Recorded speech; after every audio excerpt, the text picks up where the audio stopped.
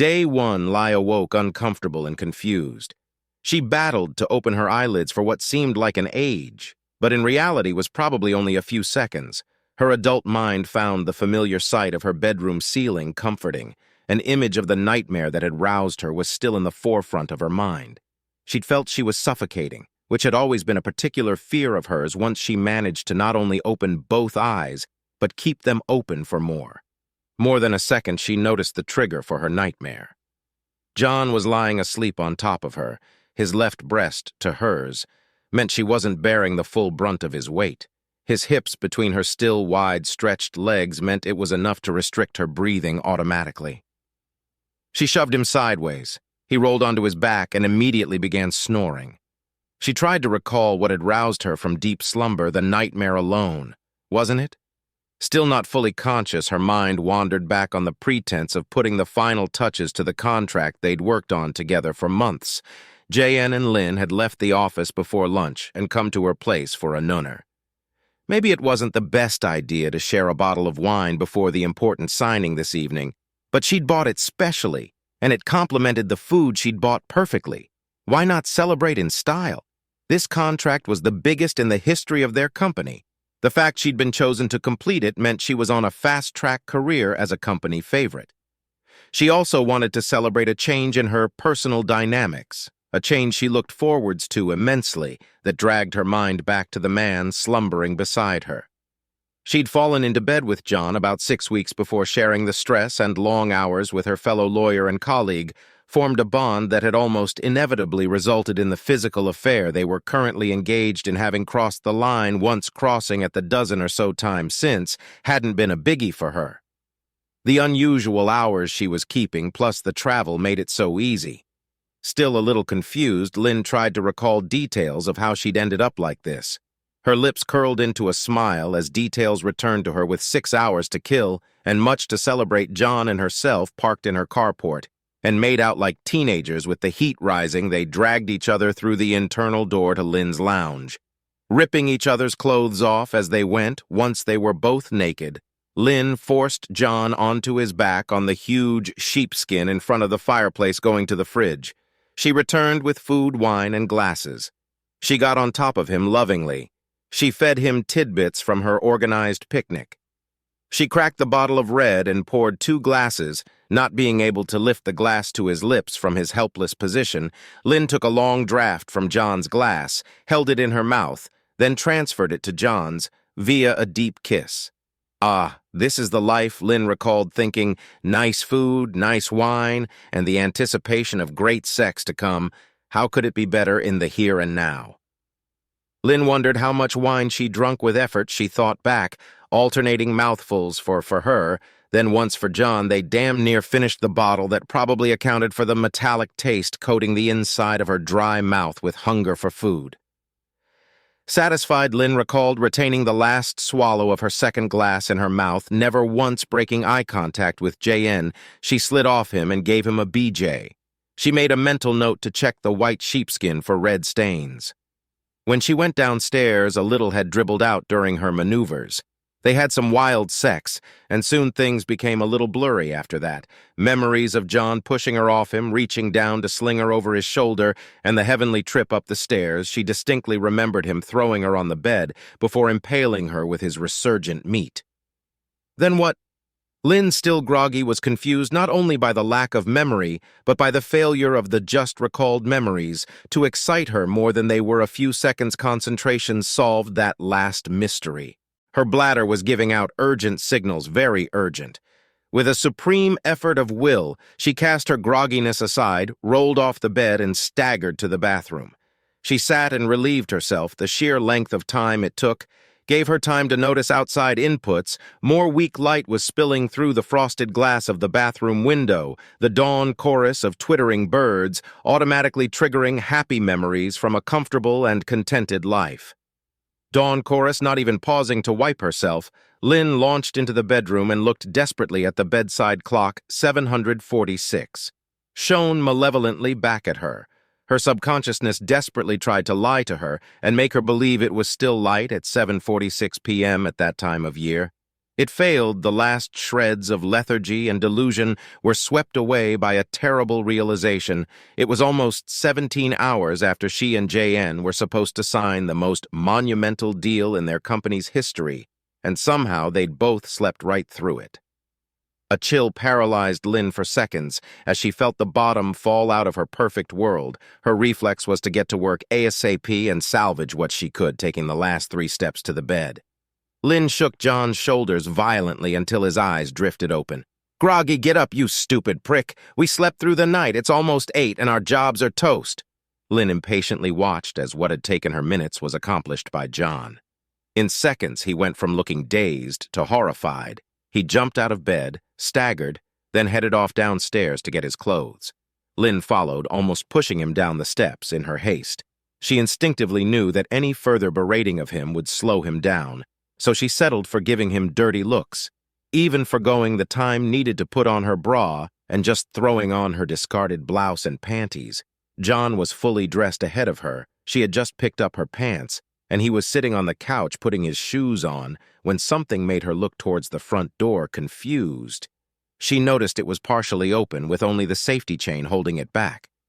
Vague recollections of the sound of it being opened and rattling against said chain itched against her consciousness as being the cause of her arousal from slumber.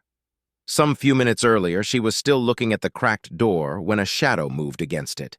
Something long whistled through the crack and hit the chain. The screws flew from the mounting bracket. The latch swung through an arc and smashed the glass pane above before the door crashed fully open. The sight that met Lynn and John could only be described his anger incarnate, only a little over 5 feet tall. But almost as wide, the woman of obvious Li Mediterranean origin stood there with heaving chest. The axe dangled from one May arm. Her eyes blazed as she glared around the darkened room before settling on the seated man and half-naked woman, Linnard. Oh, Maria gasped behind herself. "You stupid little, they were right. You've been doing the dirty on me while I've been out of town nursing Mom," if the irate be-weapon she-devil uttered anything coherent. After that, it was lost on Lynn seeing the axe raised, and the first step towards them she made for the stairs, only slightly hampered by the fact she had one leg in and one out of her pants halfway up. She was pushed the rest of the way by John, taking the steps 3 at a time. They raced together to the only refuge available, the master bedroom, through the locked door, and their own panicked gasping, they heard solid footsteps clumping up the stairs. A moment's silence was followed by the crash of an axe thewing into the door. The flimsy barrier moved enough that it was obviously not going to be a permanent defense. Lynn retreated to the door of the balcony and threw it open. Internal debate on whether she was desperate enough to make the 3M drop was cut short. As the tip of the axe finally made it through the wooden door, the sight of John accelerating towards her pushed the decision she instinctively knew. She didn't want to be the only one left alone in a room with that turning around. She grabbed the rail, forced her body over it, and lowered herself to her full stretch. Letting go, she dropped the rest of the way, landing heavily on her feet before falling on her ARS, winded John, following the same logic as Lynn vaulted, straight over the balcony rail. Landing, awkwardly, his ankle rolled under him, and he gave an involuntary yelp of pain, Lynn her heart set on. Escape took off straight away instinctively. She made for the carport. Entering, she had her car door open before she noticed the strange car in the driveway blocking hers in.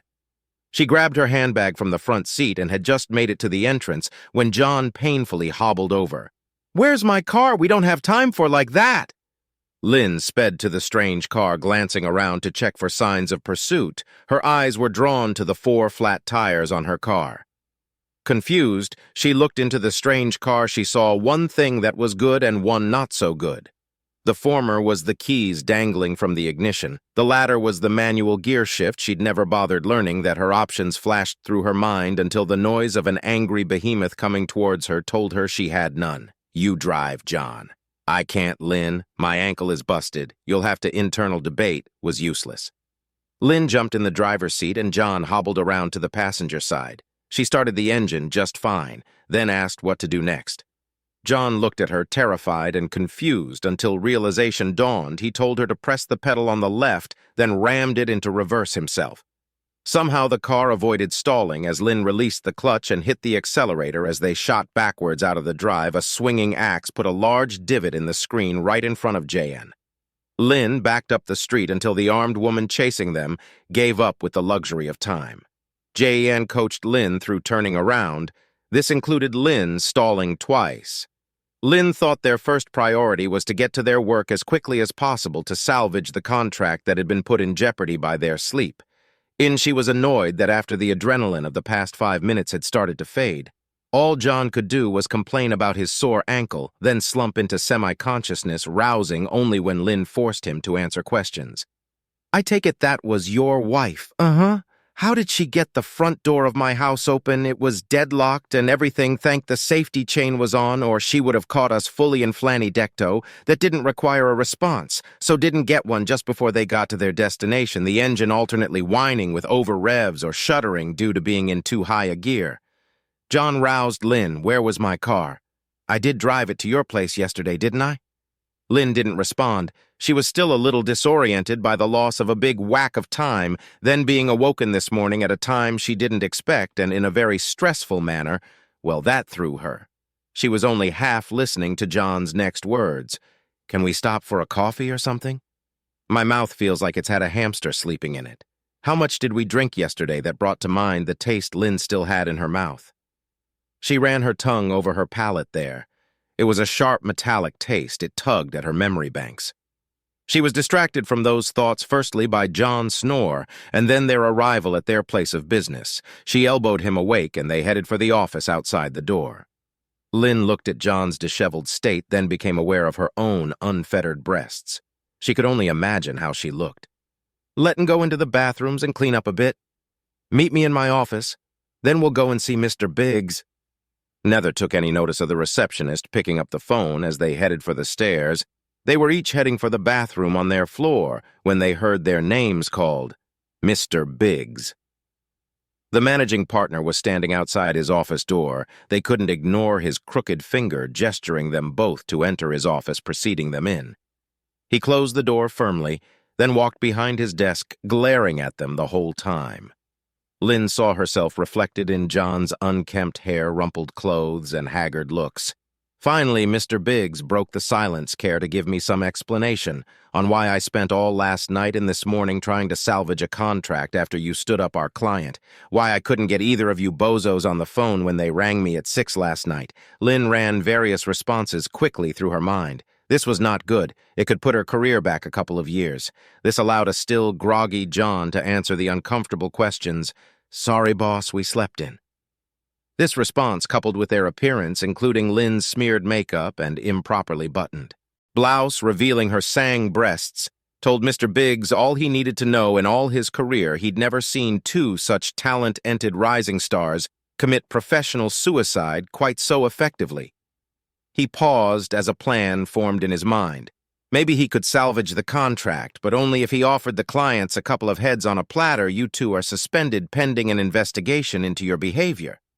I suggest if you clean out your desks now, it may save you time later and save me the need to lay eyes on your stupid faces ever again." Lynn and John both bowed their heads in shame. John turned for the door first, followed by Lynn. Mr. Biggs' next words were so soft, she almost missed them. "This will devastate your husband Lynn whenever we play golf together. It's always Lynn did this, or Lynn said that I don't know how I'll be able to face him after this." That almost made Lynn stumble as she began the walk of shame to her office just outside the door. They were intercepted by the assets manager, John. "Where were you last night? Where is your company car?" John shook his head. "This is serious. Did you drive your car last night?" "I don't think so. I went asleep yesterday afternoon and didn't wake up until this morning. My car was missing. Did you report it stolen to the police?" John just shook his head again. "Well, if I was you, I'd call the police straight away. They rang this morning to see who was assigned that car. Apparently, whoever stole it from your place used it to raid the local biker hangout. 2 of their guys were injured when it came through the wall of their clubhouse. You might want to think of a more convincing alibi before you call them." John turned to look at Lynn in utter confusion. She had no answers to give him. Lynn Strode and John hobbled to their respective offices. As they left with their personal effects and file boxes, they had to endure the indignity of the admin manager looking through the boxes to ensure no company equipment or data was being removed. Their colleagues stood silent witness. As they were escorted to the door, they put the boxes in the back of John's wife's car. Lynn pushed John away when he came in for a comforting hug. All that had happened in the last hour was because he didn't wake them up yesterday afternoon. Still stunned, they both sat in the front seat collecting their thoughts. John in the driver's seat, Lynn looked at herself for the first time that day, then at John, and saw them as their boss had. How bloody stupid had they been. John proved he was finally back to reality when he spoke next job, and marriage toasted in one day. Wow, Lynn was about to rip into him for his inane and unhelpful comment, when a screech of tires drew their attention to the car park entrance. John gasped at what he saw Carlos. He quickly started the car and gasped as his injured ankle depressed the clutch pedal. They took off, heading out the entrance. They passed John's wife in the passenger seat of the strange car. The driver was big and angry. He glared at them as they passed. "Who the hell is Carlos, my wife's brother? He's bad news. I'm talking M-bad. He spent more time in jail than out, and he has never liked me. His first spell in the joint was because he beat up some guy at school for saying Maria was easy behind her back." "Oh, now you tell me, you clown." As John sped away, Lynn was relieved to see the other car boxed in as it tried to do a quick U-turn. Lynn directed John to make a couple of quick turns as soon as they were out of sight. 5 minutes later, there was no sign of pursuit, and they were on one of the freeways through the city. They discussed where to go, but could come to no agreement. Obviously, John's house was out of the question, and now they knew that Maria was aware of where Lynn lived. So was her place. They were no closer to deciding a destination when John reached to the dashboard and turned on a device. He explained that it was his wife's habit of listening on the police radio channel. It's legal unless a person uses the information so gained in any way. The airwaves were busy giving the license plate number and description of the car they were in. It had been reported stolen and was linked to the ram raid of the previous night. Lynn and John had no time to digest this before they saw flashing lights off to the side and heard the sirens wailing. Lynn turned to see a motorcycle policeman alongside them, with the rider gesturing for them to pull over. She told John to obey. The police motorcycle pulled in right in front of them. The got off and unhurriedly removed his helmet before walking towards them. Looking at the broken windscreen, the pair sat silently as the policeman leaned in jonk window. To their amazement, he asked if they knew it was illegal to drive with the screen in that condition. With relief, they realized he hadn't heard the recent bulletins.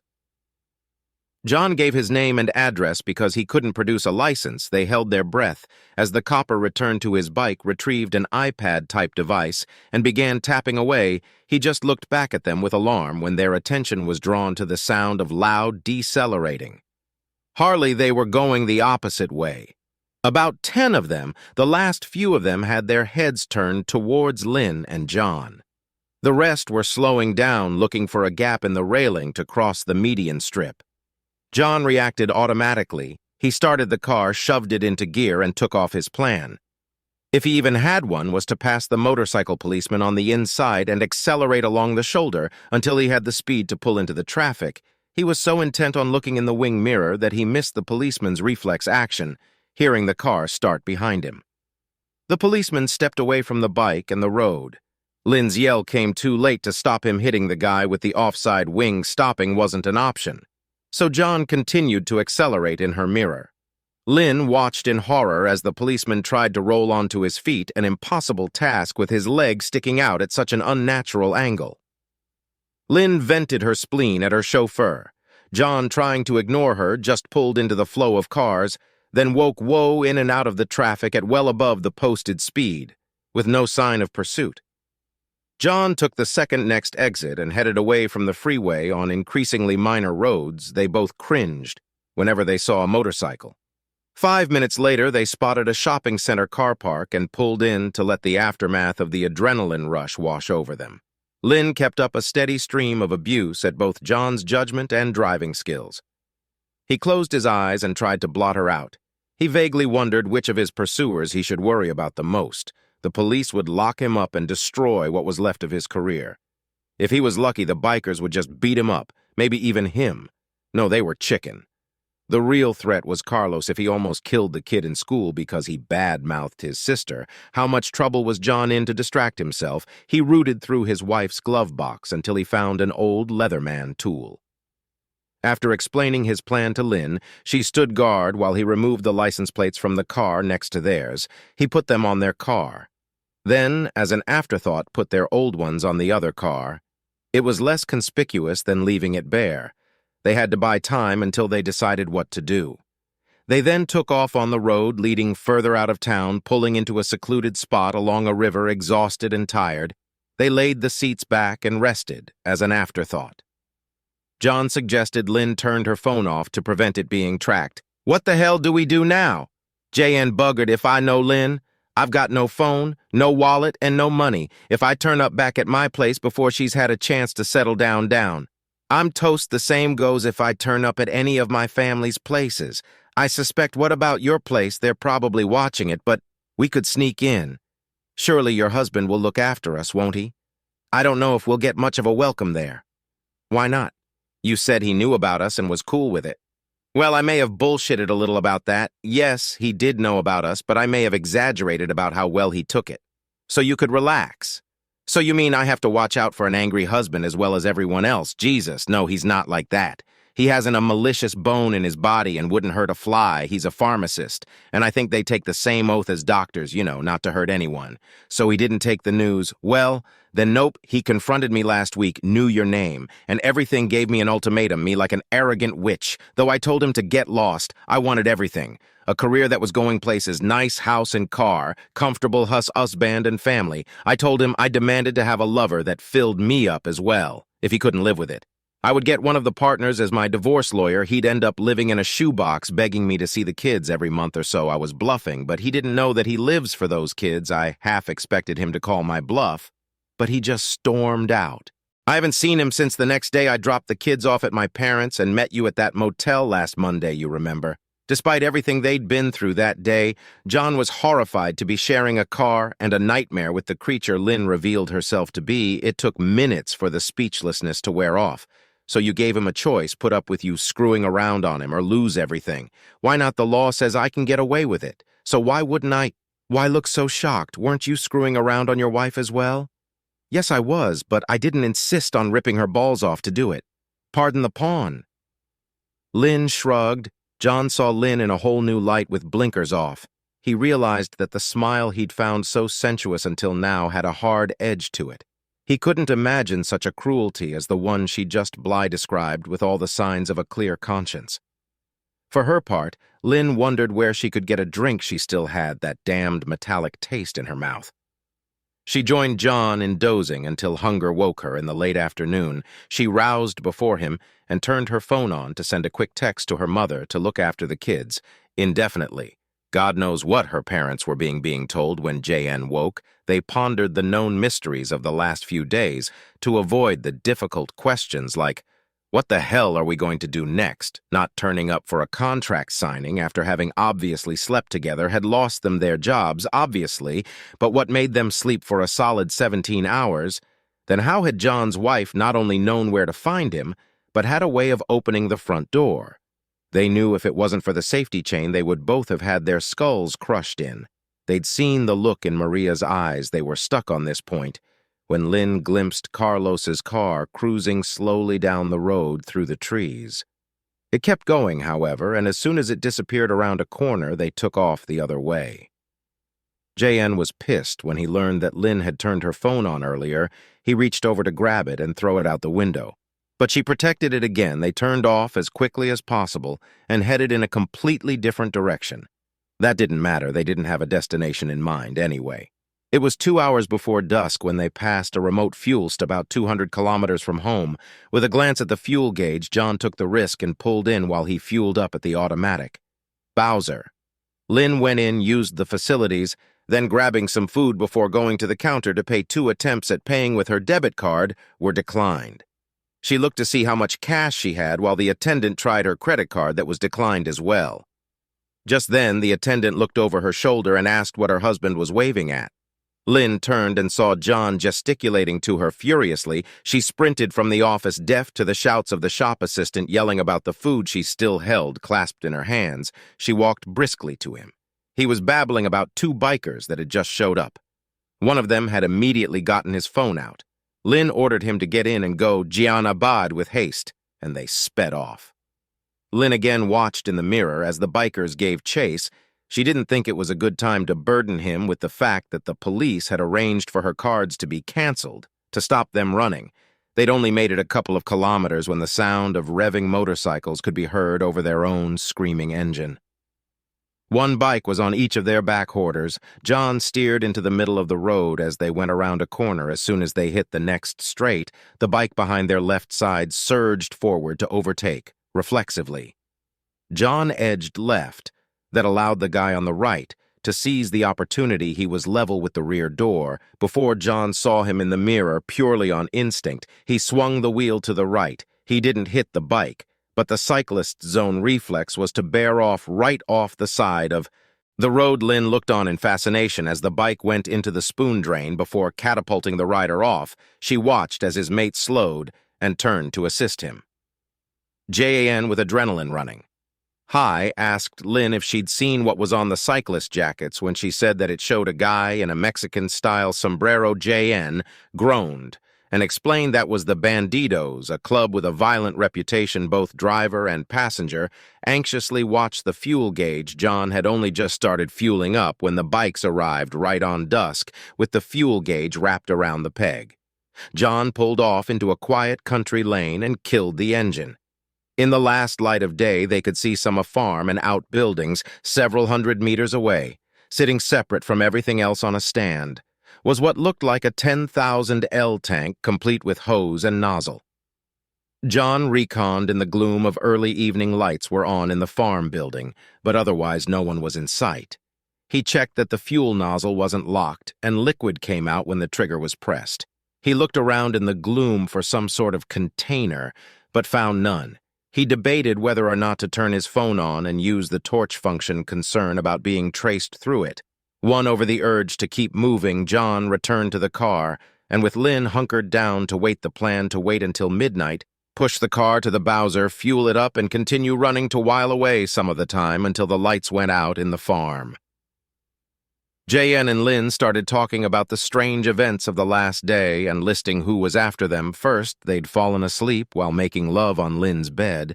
That in itself wasn't strange, but sleeping for 17+ hours was unconsciously. Lynn grabbed the remains of the packet of potato chips she'd shoplifted from the roadhouse. Maybe they would remove the lingering taste from her mouth. Much of what happened since they woke that morning, or was it a week ago, was caused by John's car apparently being used to ram raid the local biker hangout. Obviously, it had been stolen, and given time, John could have convinced the bikers of that. That was all a little academic now. After they'd injured one or worse, escaping from the roadhouse, through the slightly optimistic eyes of those in these types of situations, they reviewed the motivations and intentions of those arrayed against them. John thought that his wife and brother-in-law would be satisfied by a light beating, followed by a rapid, wife-centric divorce agreement. The police. What did they know? Only that he'd knocked over and injured an officer and failed to stop. The failing to stop was justifiable. Given the bikers, would the injury result in jail time? They both considered it a small possibility. It was a justifiable accident, after all, that left only the bikers. John suggested that their reputation had been exaggerated by the media, and they weren't actually as bad as everyone made out. Lynn Kybos. That optimistic line of reasoning. Her husband used to be in a biker club. He described a culture of crime that was an accepted way of life, and violence was endemic. Her husband's office in the club was in charge of stealing cars, either for sale or for use in their various nefarious activities. It became obvious to John that due to Lynn's memories of those stories, she was very, very afraid of the bikers. She went on to describe how her husband had escaped from the criminal life, got a straight job, and worked his way through university. It was obvious that Lynn was quite proud of her pharmacist. The car went quiet, and silence reigned until the lights went out. In the farmhouse, between Jan and Lynn, they pushed the car with difficulty over to the Bowser. Nervous and panting, John opened the fuel cap on the car and started filling it, gurgled nicely into the tank until it overflowed. Hobbling back to the driver's side, he got in, started the engine, then floored so the farmer wouldn't glimpse them and pass on a description they just made it to the farm gate about 50 m when the car hesitated 20 m later. All the lights on the dash went on as the engine stopped looking out the back window. Lynn urged John to get it restarted. Despite continuous cranking, it refused. Horrible thought occurred to Lynn. Is this car, petrol or diesel petrol, needs 98 octane, I think, and what was in that Bowser, most farm equipment runs on diesel, doesn't it? How the hell should I know? I'm a city boy. They both began yelling at each other and still were when John's door was wrenched open and the farmer dragged him out. Pressing him to the side of the car, he demanded loudly to be told what the hell was going on. Lynn used the opportunity to jump out. The car was in a gateway, and there was no room to get between them, so she was forced to go around the back.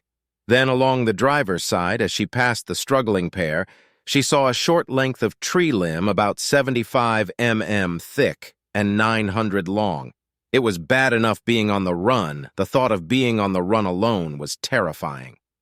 With only a second's hesitation, Lynn picked up the log and, with no style, whacked the farmer over the back of the head. He went down like a sack of spuds, wide-eyed. They stared at each other. Then John hobbled after Lynn as she fled toward the highway using her impromptu club as a walking stick. They didn't hesitate when they reached it, just started walking in the direction they'd been going all day towards nothing. Away from everything they knew, they threw themselves off the road every time a car came along.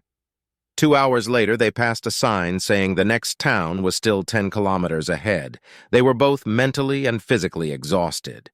John's ankle hurt like hell, and Lynn was starting to get blisters spotting a lone barn they forced a way through the fence and made for it. There was enough hay in it to provide an adequate bed. They both fell into a troubled sleep day. Lynn woke way before dawn. Still tired, hungry and thirsty, she was a little confused, not realizing where she was. The metallic taste still in her mouth brought the unpleasant memories of the previous day crashing back strangely. Her first coherent thought was of her children, her recent entitled selfish mantle.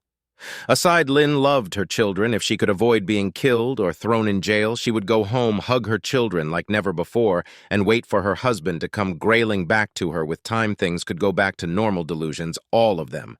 But believed by a famished, thirsty, exhausted, and desperate mind, how much trouble was she in? Lynn asked herself. John's wife and her mob brother were after John. If she could get to the police, they would protect her. It was Junk's car that had been used in the ram raid, and John who knocked that biker over. They were after him, not her again. The police could protect her from them. That left only the police to worry about what had she really done wrong. Pilfered some stuff from a roadhouse without paying hardly a custodial offense now. She'd assaulted a farmer, that was time for sure. But how did the world know it was her that did it?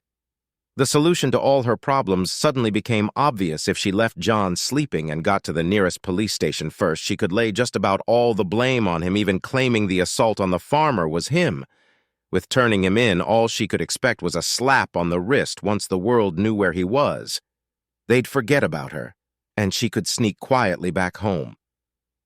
Lynn examined her conscience with this plan in mind. Could she do that to her lover like most relationships that come out of cheating? Lynn realized theirs was doomed from the start. He was just a new toy when she needed one. Besides, he was a cheater. She'd never trust him enough to have a long-term relationship. Lynn smiled to herself and prepared to sneak away from the barn. A faint rustling noise caught her attention in the moonlight. She saw John quietly picking up his shoes and heading out the barn. Instinctively, Lynn knew what was happening after his own internal debate. John the Rat had decided to shop her. The little witch enraged. Lynn sprang to her feet, picked up her walking stick, and brought it down on John's head. He went down and stayed there, removing his shoes. She threw them in separate directions into the darkness. Lynn's plan was modified. She claimed self-defense when it came time to explain this episode to the police. Joss said Lynn strode toward town an unknown time. Later, Lynn risked turning on her phone briefly to check the time and distance to town. She was almost done when it began operating and changing screens by itself. In a panic, she realized that it was being controlled. Remotely, only one person could do that. The person whose phone it was paired with, why would her husband be trying to find her? No, she thought the police must have insisted he give them his phone. Lynn quickly removed the battery and rest started toward town ears, ever vigilant for the sound of approaching traffic. In the pre-dawn darkness, as she walked, she plotted she would accept her rap on the knuckles, then demand her husband come back home. If he played up, she'd use her secret fund siphoned off her salary into a separate bank account to divorce him, not working and not in a hurry to get another job. She demanded maximum child support while making it impossible at every turn for him to see the kids after the appropriate amount of graveling she might take him back in this time. If he objected to her taking a new lover, he'd know exactly what was in store for him before she was a third of the way to town. Even her seething rage couldn't mask the pain of her feet from the inappropriate footwear. Even her blisters had blisters. But stagger into town she did. The police station was halfway along the main street, but a sign on the door said it wasn't manned until 9 a.m. She guessed it was around 7, so sat on the step to wait. She'd no idea how much time passed, but gradually became aware of a mounting roar. It penetrated her overloaded, tired brain that it was the sound of motorcycles, many, many motorcycles leaping to her feet. She ran around the side of the police station and hid in some bushes. As she peeped out, she saw pairs of bikers stop every 50 or so down the main street, get off, and look around. The door of the station opened, and a uniformed man with sergeant stripes walked to the curb and looked up and down the street. Lynn jumped up and ran into the open door. Curiously, the policeman followed her in. The sergeant was very interested to hear who she was when she told them where John had been when she last saw him. He jumped on the radio and briskly gave orders to his unit on patrol. He then made some other calls before interviewing Lynn properly. She was very cooperative, and soon he had a witness statement attesting to 2 assaults by motor vehicle and an assault on the farmer partway through, a groggy. John was brought in. The sergeant took one look at him and called an ambulance when it arrived, and John was stretchered up and loaded. The bikers closed in, but were kept at bay by the police escort as the ambulance and escort drove off. Lynn, peering around the door frame, saw John's brother-in-law sprinting for his car and a ton of bikers racing for their rides. Things quietened down again, and Lynn finished her statement. She denied knowing anything about how John was injured, with only shoplifting to her name. Lynn was formally charged and told she could go with her part in the serious injury of an officer. The police weren't at all cooperative about letting her use a phone, and her mobile having gone flat. She decided to walk to the nearest payphone to make a call to who she hadn't yet decided. Suddenly, all hell broke loose in the station. Gradually, Lynn pieced the story together. The ambulance and escort had been hijacked by unidentified bikers and others. Luckily, no one resisted, and everyone was unharmed. John was missing. Lynn sighed. Now there was no one to refute her side of the story. She stepped out into the street and saw half a dozen bikers in either direction looking at her. She ran back inside and asked for protective custody, still in an unforgiving mood. The sergeant laughed and asked for what shoplifting. She was told that as it was public property, they couldn't force her to leave until 5 p.m. When they closed, Lynn begged and pleaded, but the sergeant was vindictively adamant. Just before 5, she checked to see if the bikers were still there. They were. Lynn, sore hungry, tired and weary beyond belief, felt she had no choice. Dropping her chin to her chest, she turned and walked back into the station. 15 minutes later, the sergeant had a confession to 2 serious assaults, and Lynn took residency of a nice, safe cell on the other side. Lynn's husband put down the phone. The call from his lawyer had told him not to expect his wife home in the next 5 years or so. It also predicted one of the quickest and most one-sided divorces in history. He glanced toward the tempting bottle of Elfro egg. He'd been nudging the bottle a little much in the last month or so, ever since his and Lynn's wedding anniversary. He'd been at work and needed the date for a form. Glancing at the calendar, his heart sank as he realized it was their anniversary. Like the last time he forgot it, he predicted he was going to cop a flogging. When he got home, he was just in the middle of arranging to leave early to buy a gift. When Lynn rang, she had to work late that night. She'd obviously forgotten their anniversary as well, which was very, very out of character for her. Something must really be distracting her. He did leave early and did buy her a nice necklace, then was home in time to meet the kids from school and make them a healthy dinner. Lynn came home after 9. And he looked at her unemotionally. For once, she avoided coming over for the customary kiss. Or even making eye contact. With blinkers off, he could see she was freshly showered. The hair on the nape of her neck was still damp. There was no mention of the missed anniversary. He was lucky that she was so busy hiding her own demeanor that she totally failed to spot his unusual one. The rest was easy. He waited for her to work late again, followed her from her office to a restaurant, then motel, noted her lover's number plate, then did his research. He had no plan when he confronted her for the sake of the children. He may have forgiven her if she'd been suitably remorseful and convinced him it would never happen again. Her actual reaction shocked, appalled, but most importantly, offended him. He left to calm down to avoid physically hurting her.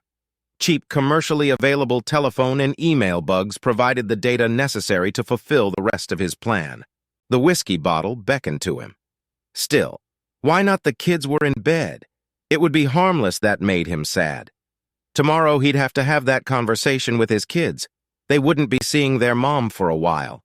Well, not unless she found another source of bail money. That was a conversation he really wasn't looking forward to.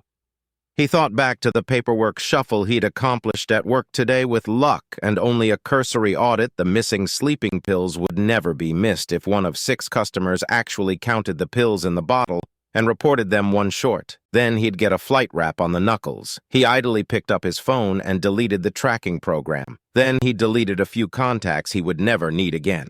Lynn Maria, checking his bank balance online, showed him that all their old joint account balances had all been transferred to his new account. The balance was consistent with the contents of Lynn's secret account being added as well. As soon as he'd come to terms with the fact his wife could be deceptive, he'd gone looking. The arrogance of the woman putting the statements in a folder next to the regular accounts ring on the fact that he took little interest in the family finances, them being her domain throughout their marriage. Her password had been predictable. He shook his head. How long had she known him?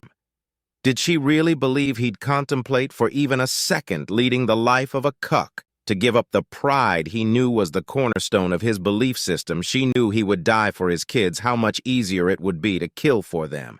He rubbed his sorny, bloody, cheap Japanese cars. The dashboard shouldn't collapse after the car hit one itty-bitty little brick wall. He poured himself a generous tot for medicinal purposes. Only you understand. Pulling out his checklist, he double-checked everything was completed, then lit it with the firelighter and threw it into the fireplace as he watched it burn. He scoured his brain for anything he'd missed, but once again could not find a base uncovered. He took another sip, and for the first time in weeks fully relaxed. That'll do, Dave, that'll do.